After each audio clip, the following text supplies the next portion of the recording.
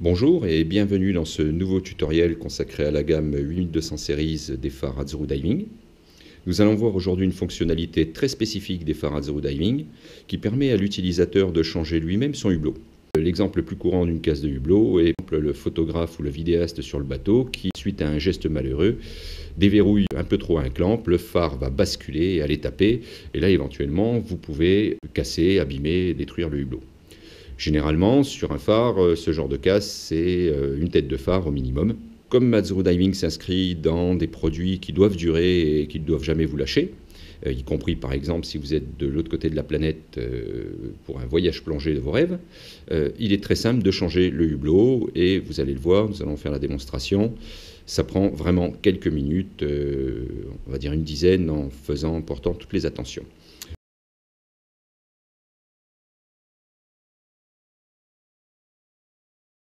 Donc la première chose pour changer le hublot est surtout de déconnecter la batterie. N'ouvrez jamais votre hublot avec la batterie connectée. Donc pour faire ceci, on va utiliser le connecteur avion qui est ici. Et comme on l'a vu pour la charge, on déverrouille et on coupe. À ce moment-là, quoi qu'il se passe, la tête de phare ne peut plus s'allumer.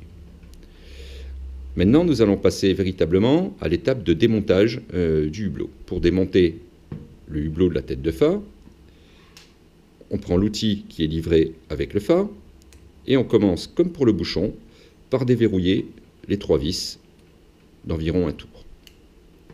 La deuxième et la troisième. Ensuite, on revient sur la première. Cette fois, on fait attention de bien tenir la bride et on dévisse complètement la vis. On l'enlève. La deuxième.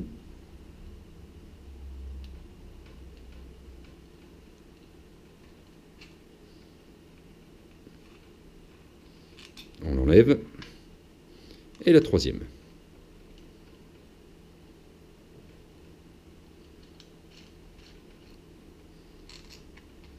Voilà. Ensuite, pour enlever le hublot, on prend le phare de l'autre main et on le retourne. Le but, c'est que le hublot ne reste pas collé sur la tête de phare.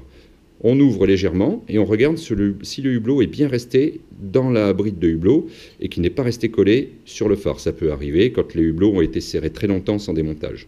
Donc là, on voit bien que le hublot est resté dans la bride, donc aucun souci. Le joint, d'ailleurs, a suivi le hublot. Si jamais votre hublot était collé, c'est absolument pas un problème. Quand vous êtes ici, un petit mouvement d'avant en arrière va décoller le hublot du joint et il va donc rester dans la bride. À ce moment-là, vous posez votre tête de phare, vous enlevez le joint et on a fini.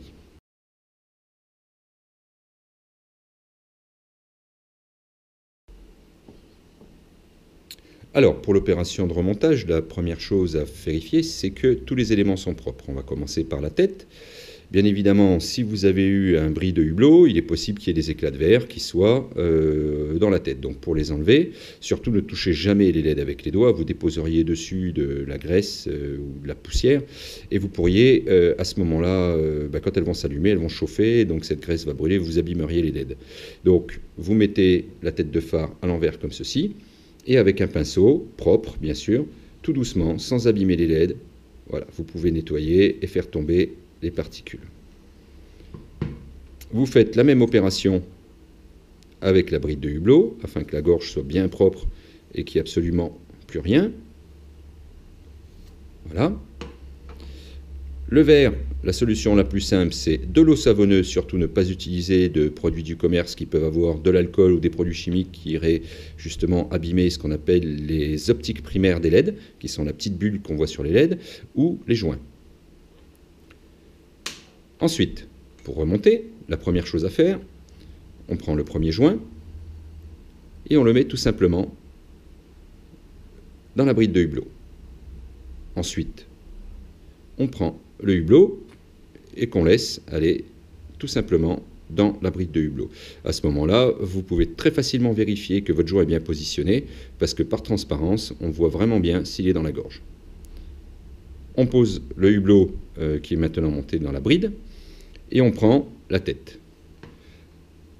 La tête, on prend le joint et on met le joint dans la gorge. Pareil, il va naturellement Il n'y a pas vraiment d'effort à faire. Ensuite, on prend le hublot en le tenant par 2 doigts, comme ceci. Et on tient le hublot et la bride en même temps.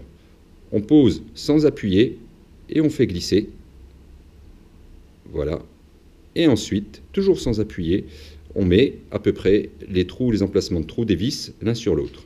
Ensuite, on vient mettre les vis. Alors si jamais la vis ne descend pas, c'est que vous êtes légèrement décalé, je vais le faire volontairement. Il suffit de bouger un petit peu et hop, quand on tombe sur le trou, elle y va toute seule. On met la 3e. Voilà. Ensuite, avec la clé BTR, sans forcer, on visse les 3 vis. On les amène en butée et vraiment sans forcer, parce que si vous en serrez une trop fort, la bride de hublot va légèrement se lever et à ce moment-là, le joint peut mal se positionner.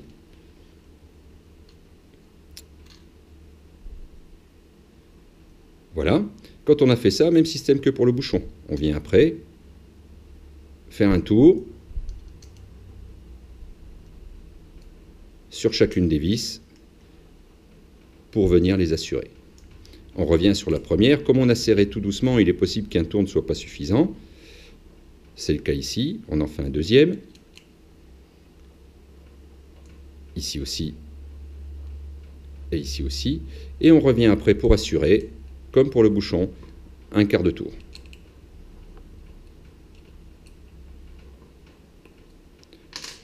Voilà, votre hublot a été changé. Vous voyez que même avec ces explications, ça n'a pris que quelques minutes et votre phare est comme neuf.